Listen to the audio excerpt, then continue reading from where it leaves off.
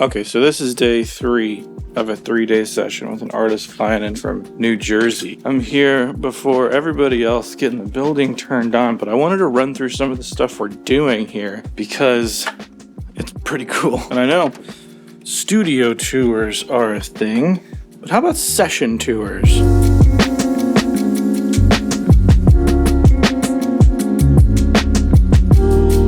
Obviously, one of the coolest things that keeps a studio open is an actual session. For something like this, we have a ton of musicians here, and I wanted to show you around some of the things we're doing, some of the tools that we're using, and I want to say thank you to today's sponsor, Sweetwater, but more on that later. First off, let me just show some of the stuff going on here. I don't have a ton of time to film, so going handheld, forgive me for the shakiness. On the drums, these sound so good. Probably the best overhead sound I've ever gotten because, yeah, just using 017 tubes on the overheads. It's a little obscene, but come on. One of my favorite mics to use on the kit are these DM20s. They are marketed as being like rejecting bleed really well, but they do not. The bleed sounds great, but in the case of the hi-hat, there was way too much bleed from this guy into the snare. But just keeping a mic stand with a towel and getting it as close as you can to this thing kind of gets rid of that issue. And these are probably some of the best drum tones that we've got in here. There's a couple different ones, and I'll show it now.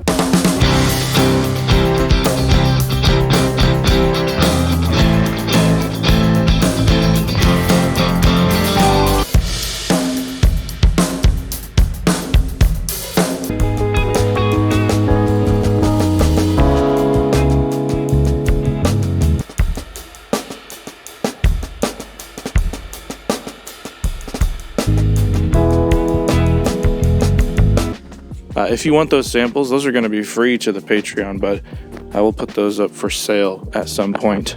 By the way, with this 3-day session, there are super long videos that I captured of just stuff happening in the studio, and those will be on the Patreon. Now, is this an auto harp or a hammered dulcimer? This is an auto harp. What do they know? It sounds like a dulcimer. I bet we could find a real dulcimer around here somewhere. I have one back in Carmel. Dulcimer? Really? Hardly know her.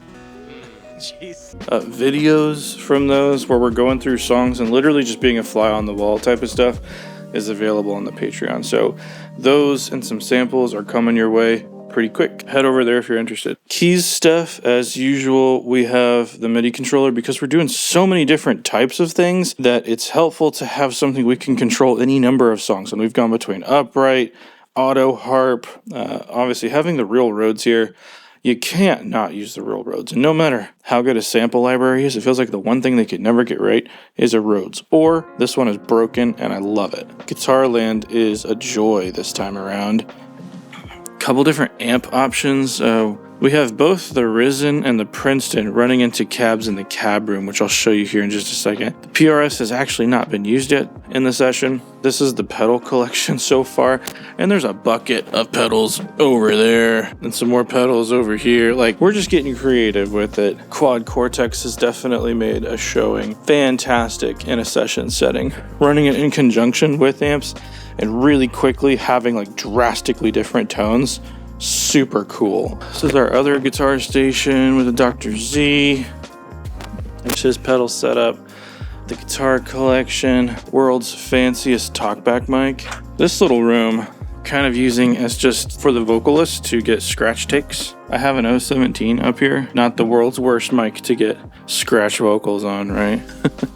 It sounds fantastic. And if we come over here, by the way, mic wall that I'm working on, new video set should be interesting. In this room, this is where we're doing acoustics. We have our little acoustic setup where I'm trying out a 313 against an 013. They are not the same mic. I just want to see. My favorite acoustic sound is normally a 414, but I'm using it somewhere else today. An 013 is no slouch, the Soyuz on the bottom. No slouch with acoustic, it sounds fantastic. But I just want to see what a 313 does next to it.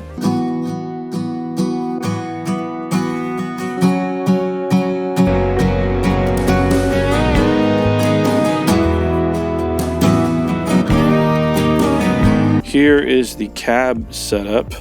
for the session. This is not all the cabs. There's definitely more out here. For this one, we're using the Fried Egg audio. This thing is just, it's getting used constantly. An 013 and a bomblet on that guy.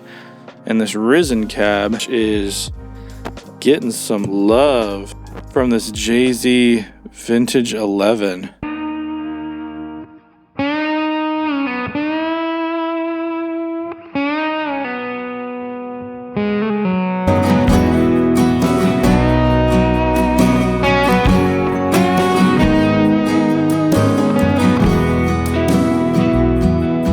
This thing is dark in the best way. Here's some examples of some of the charts that we're working with. This is a much more simple chart. I'm really digging this session in particular because it's a whole lot of different things. Like, we're going from kind of like groovy jazz thing to rock, everywhere in between. It's always kind of nice to be the first one here and like the quiet before the storm of what's about to happen. Boom! Part of the responsibilities of the first one here, you gotta turn on the coffee maker. I know, Keurig, but we will be taking drum samples of this stuff because these are some of the most interesting tones that I've gotten. The snares are what I've particularly fell in love with. So I want to sample both the piccolo snare and the dial tune because they're both killing it and in two very different ways and two very different use cases. So if you're interested at all in that, that's either going to be on the Patreon for everybody above the first tier, or if you like, they will eventually be for sale. So as always, I love working with Sweetwater. Sweetwater is a great company that I happen to be pretty close to.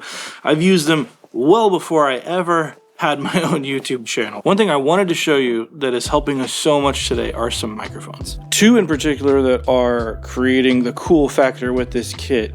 One here, you'll see on the toms, these DM20s right here, and they are all over the kit, toms and snare, and they are fantastic. They don't necessarily reject bleed like people say they do, but the bleed sounds great. And the other one is this guy, the little Shure Green Bullet harmonica mic, a super little cheap thing.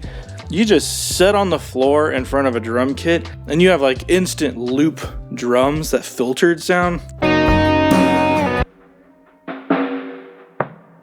Sounds fantastic. I will link to both of those things in the description below. Thank you, Sweetwater, for sponsoring. Now back to the video.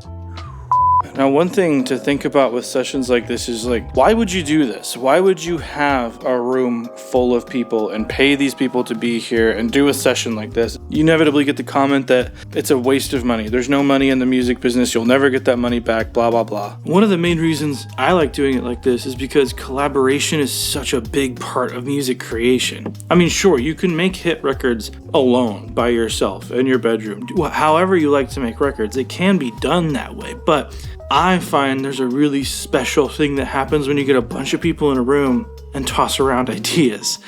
It's one thing to write a chart and tell musicians what to do.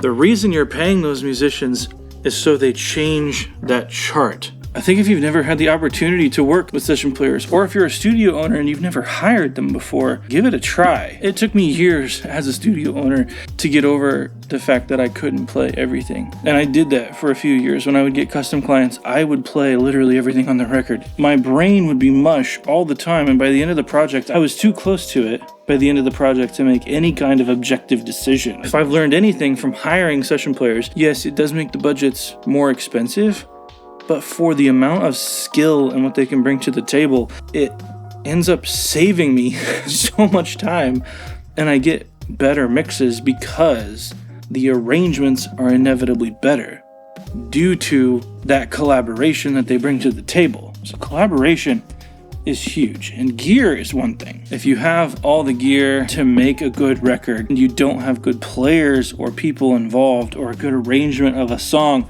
it's just not going to do anything for you. So anyway, guys, I know people do studio tours all the time, but I felt like doing a session tour. Anyway, guys, just wanted to give a quick update because I know a lot of you guys like to see this behind the scenes kind of thing. I'm Resident Loser Jeremy. If you have any questions about this setup or you want to hear some more stuff about it, please let me know down in the comments below. I'm more than happy to talk about it. And if you like videos like this, let me know because I can do this more often with permission from the artist. So I will see you guys in the next one.